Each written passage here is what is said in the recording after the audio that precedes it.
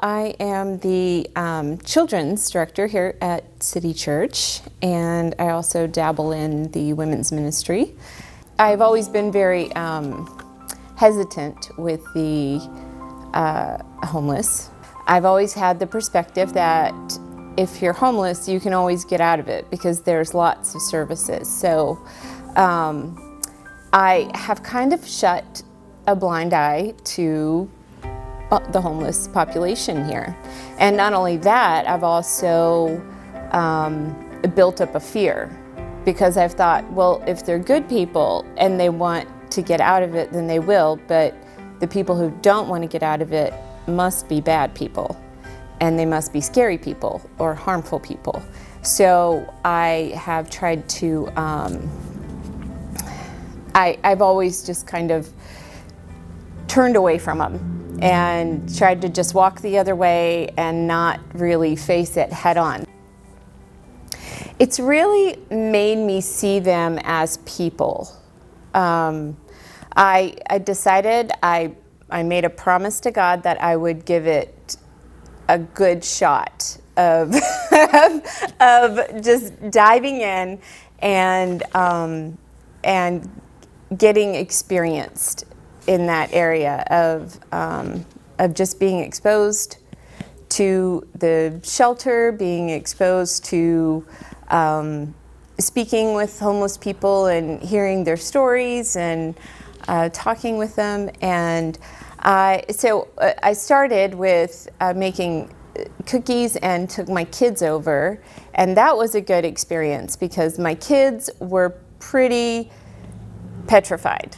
You know, it's a different environment, and they're not used to, and I realized I got to be the example here. I have to be the leader in this and show them that these are just people, and it's nothing to be scared of. But I think it was the first step for myself to step out of my comfort zone and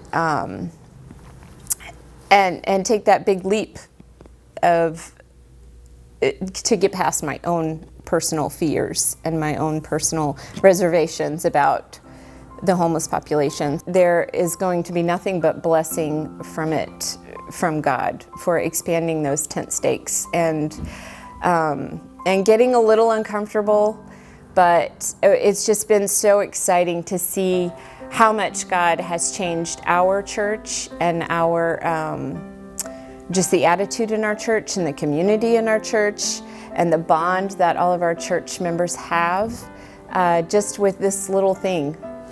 Just for these few months, it's just been really cool to see. And even though it seems scary and seems intimidating, and it's very well organized, and they do a really great job in the shelter, and they really welcome in any help that anybody wants to give, so the church can really mold it to however they want it to look.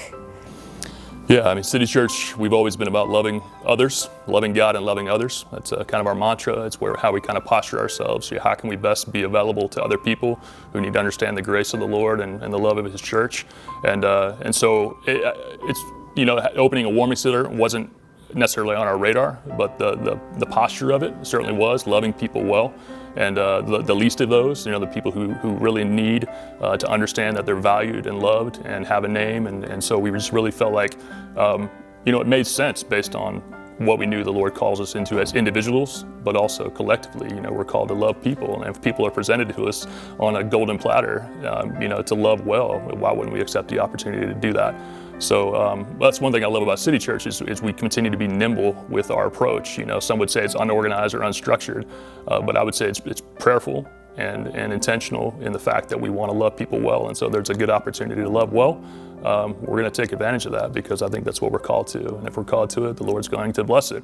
And we've seen that already. We've seen blessing come out of that commitment to just, you know, say yes and answer that call.